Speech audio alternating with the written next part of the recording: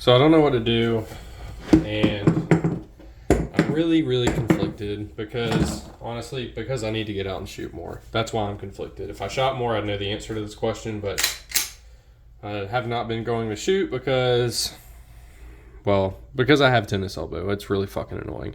And it's not because it hurts so bad that I can't shoot or I can't shoot with my left hand. I just want to do as little as possible with my right dominant hand to make sure I heal up, which is really hard because at work I do a lot of stuff with my hands and it's hard to let something heal that needs to heal just on its own like that. Anyway, I'm rambling on too much, but the question I have for y'all and for myself is, do I keep the Glock, dude?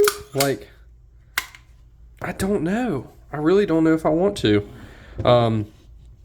I had this lined up to sell for $400, which to me is a fair price. I overpaid for it probably. I paid like mid fives for it, like close to a year ago, and I was gonna sell it for $4 to a friend, which is always cool. Give a friend a deal. Also, selling a gun to somebody you know is always good. But I kind of backed out because I chickened out because look at it. I mean, look at it. Look at it. And I'm conflicted on this because this was like my first optic cut gun that I sent out to have cut. It's such a cool gun. It's just super cool. One of my first stipple jobs.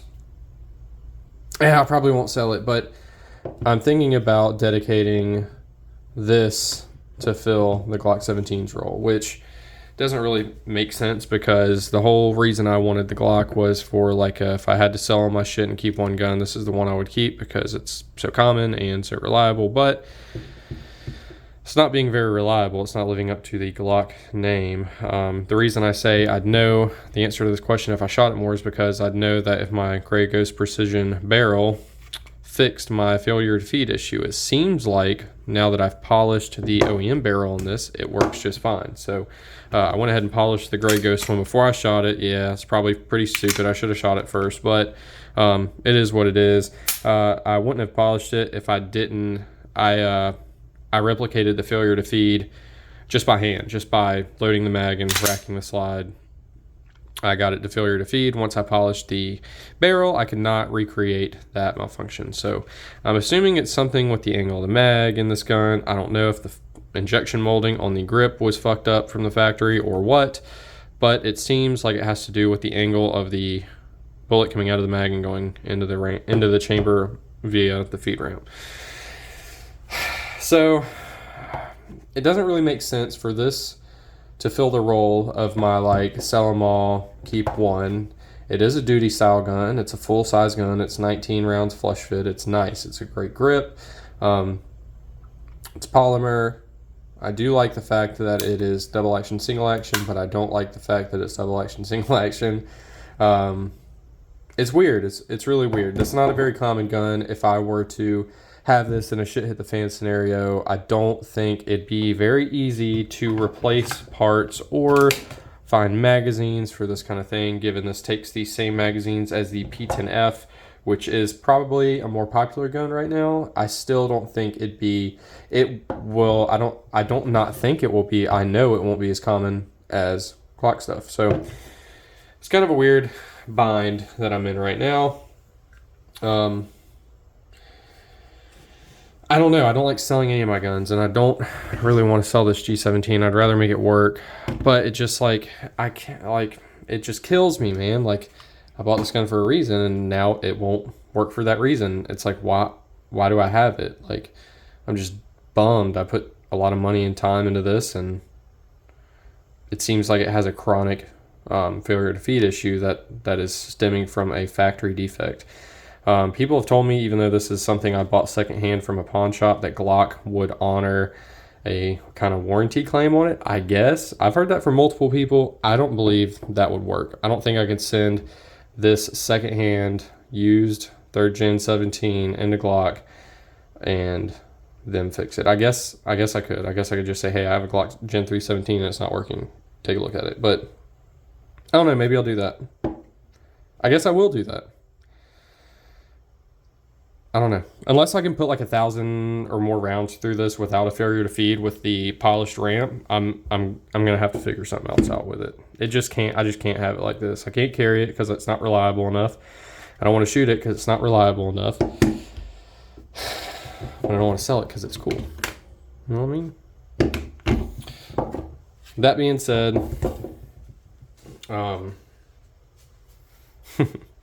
the slide is still at Primary Machine. They just got it a few days ago. So I guess my wait time starts when they receive the slide, which I added it up. Worst case scenario is like early part of July, which fucking blows. Best case scenario is like June 17th. That's counting, it's 4 to 6 week wait time. June 17th would be the low end of 4 weeks, but that's including weekends, which I know Primary Machine isn't open because USPS tried to deliver my gun on or my slide on Saturday, and the business was closed, so they had to redeliver the next business day, which was Monday. So I'm assuming the 4 to 6 weeks is 4 to 6 weeks with of business days, which is, I know how Tier 1 Concealed does it. So I'm kind of not getting my hopes up. I'm, just, man, I'm just gonna like get in the mindset of waiting until mid-July to have my P01 back, which blows, dude. Like, it blows. I really shouldn't have mocked this up. I know I posted a picture or a short of it with like the RMR sitting on the slide, like with everything on it, the X300, the extended mag. And man, it gave me a huge old boner. And now I really want that gun back, and I really want to be able to shoot it. And the wait time is ridiculous.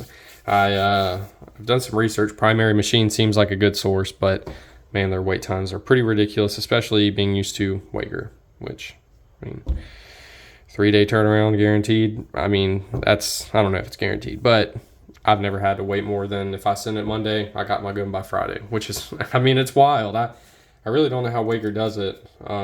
They're a pretty small business. If you look at their website, it tells you that, it's just a dad and son, I think. Maybe they have more employees that I'm unaware of. It's in Nashville or Crossville, Tennessee, I think. And I seriously don't know how they do that. I have no idea. So, but back to the P09. I also shoot my Glock better, which is another reason that I should just like either get this fixed for sure or replace it with a 19 or a new Gen 5 17, which that's another thought. But god damn, look at how good this P09 looks though. Like, honestly, and these are clear. I know you saw me try fire that one, and I know I've already racked this, but just to reiterate. But god damn, dude, look at that. That's a gorgeous gun. So I'm not going to sell this one. I was on the fence, and I'm back and forth. I'm off the fence, bro. I'm not selling this thing. It's too cool. I don't shoot it as good as my 17. It's not as common as my 17. Here's Larry. Fun fact about that motherfucker. Let me just off topic here. Jump off topic. That son of a bitch, Larry. We put a harness on him, and it did not go as planned. Dude absolutely annihilated my leg. Bit it. So nasty puncture wounds, and it's infected. So got a tetanus shot today. I'm on antibiotics. Fucking sucks, dude. Yeah, go bite some wires. See how you like that. I'm just kidding. Don't do that. I love my cats, dude. I'd never wish harm on them. Larry didn't mean to. It's our fault for putting him in a harness. Like, whatever, dude. But yeah. Me and Larry are, we're at odds right now a little bit. I love him to death, but my infected leg is not fun. It's not fun. Back to this. So I think what I'm gonna do, since I'm gonna keep this, is send it to Wager. Like you could probably already tell. So I'm gonna send this to Wager. I'm gonna rob the. I don't know if I'm gonna rob the Holosun off my dagger or not, because that gun is dialed. My dagger is dialed. It is dead nuts accurate at 25 yards, and I've got like 3,000 rounds through my dagger without a malfunction.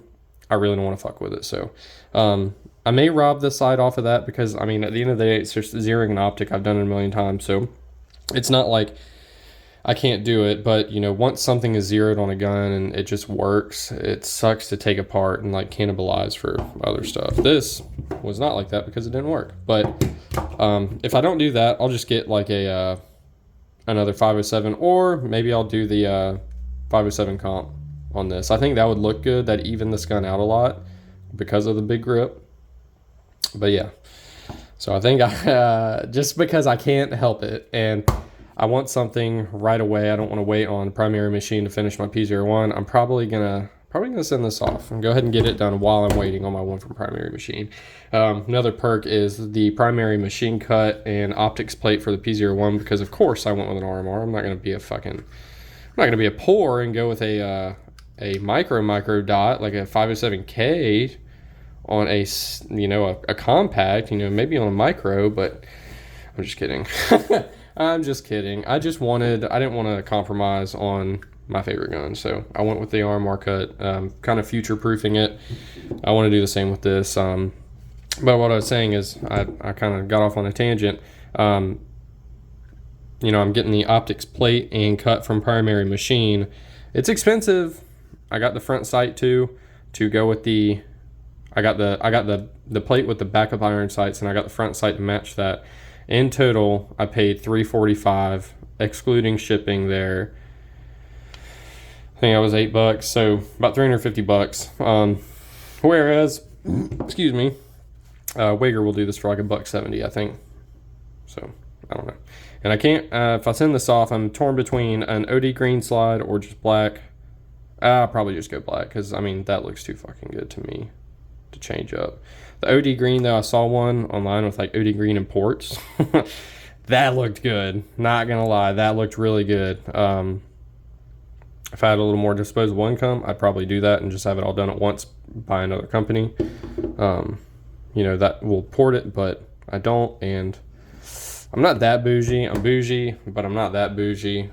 At the end of the day, you can't beat an all black tux, man. That's what it feels like when you're rocking a gun like this. So this is kind of like my Porcato, my like super poor staccato, because you can get these things for like sub $500 now, and it's like kind of the right form factor. It's decocker, not safety, but you know it's got the big tang. Tang. What am I saying? Big tang. What am I thinking of? Big beaver tail, hammer. Yeah, I don't know, man.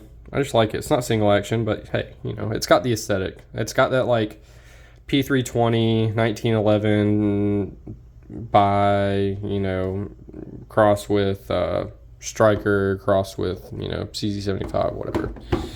So I think that's the plan. I'm just super upset, honestly, that this didn't work out like I wanted it to. But hey, you know, everyone. This just goes to show every company has quality control issues. I just happen to be the guy that got a more reliable PSA dagger than Glock, which is crazy to me. I mean, I don't wish it was that way, but it is what it is, man. And yeah, you know, I was thinking also like if I did want to replace my shit hit the fan Glock with a CZ, I'd definitely get like the P10C or the P10F. So that's been on my radar, but right now I'm focusing on, and I've said this before, I know, I'm focusing on finishing what I got. So the P365 is done, the Glock was done, the P01 will be done this summer, and hopefully the P09 will be done as well. And when I say done, I just mean optics cut, light, grip, extended mag well, bolt-on accessories. I don't really want to fuck with internals on anything. I don't know. I may buy some springs or something for the P01 just to play with, but if I ever carry this thing, I'm probably just going to carry stock configuration, man. There's no reason to booger this performance up with trying to squeeze every ounce of performance out of this compact gun. Doesn't make sense. If I was going to do that, honestly, this would be my best candidate for it. So, but that's pretty much it. I just wanted to talk shit with y'all for a little bit. trying to think of if there's anything else I want to mention or talk about. If anybody's got any like real experience with Tenacore in the comments, holler at me, because I've seen some stuff recently. You know, this has been my favorite setup so far. I've got a P01 holster that's light bearing with a mag caddy, and then I've got a P01 holster that's non-light bearing, no mag caddy. It's like really deep conceal and then like uber deep conceal.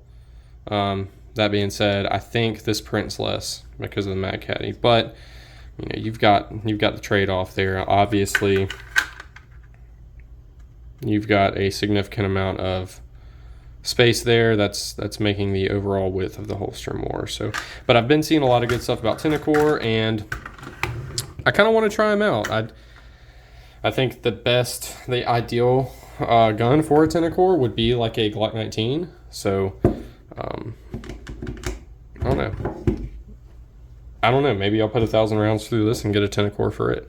But I do like the fact that a lot of people said on the Tenacores, every bit of excess material shaved down. Its form fit better. It's got the built-in claw, which is, somebody said, like, you know, it's got the built-in claw and more integrated features, so less failure points. Well, yeah, like, sure, like having, but it, like, right, is it? Because on the concealment claw, it's still a chunk of plastic bolted to the holster.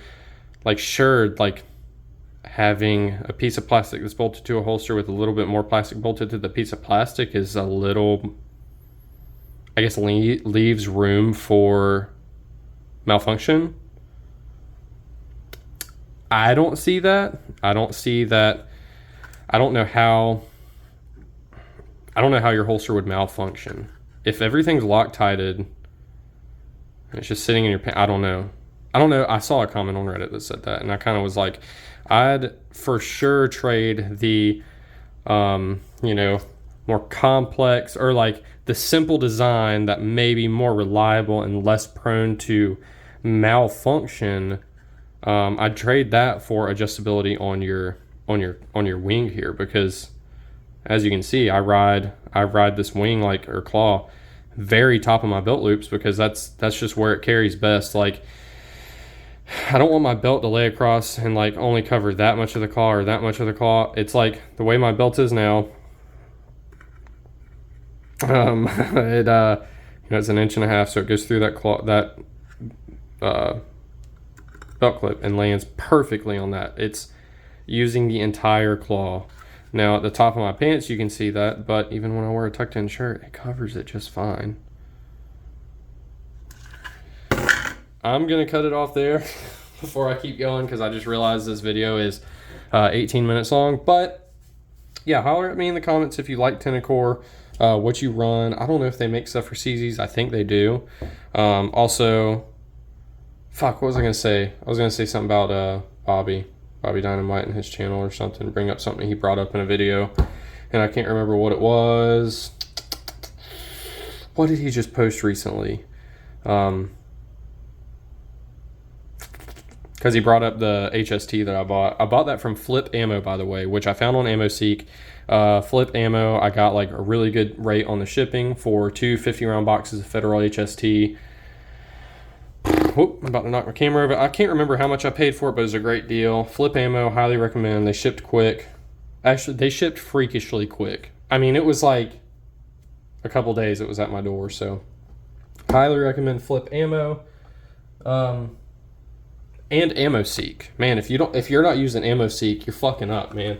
Like, sure, you can get like Blazer Brass 115 Plinken ammo from Academy for like the same price as you're gonna find online, especially if you have the Academy debit card.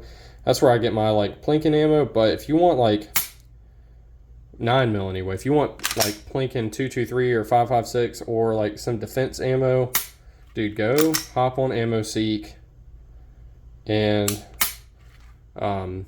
find some deals. You know, search by the shipping rating, because I found a lot of times, even if it's like you know, you're finding 9mm for like sub 20 cents a round, the ammo or the shipping costs will make up for that, I promise you. So look at the shipping rating, and you can actually sort by shipping rating or price or whatever. So But like I said, I'm gonna cut it off there, and I'm going to I'm gonna dry fire this. I know you shouldn't, but I mean, it's whatever. I don't shoot this gun a whole lot. That's single action, by the way. This thing breaks freakishly far back here.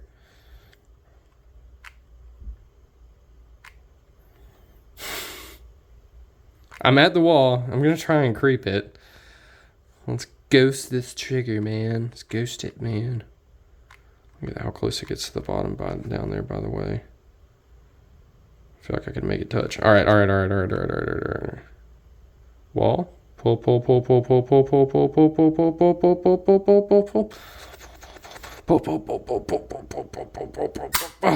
Golly.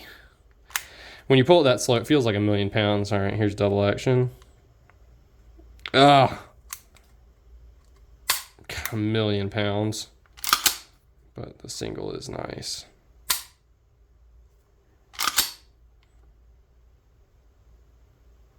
Pretty long reset. That wall has very minimal creep though, so I'll see you on the next one. Thanks for watching. I don't know what that was. Yeah, see you in the next one.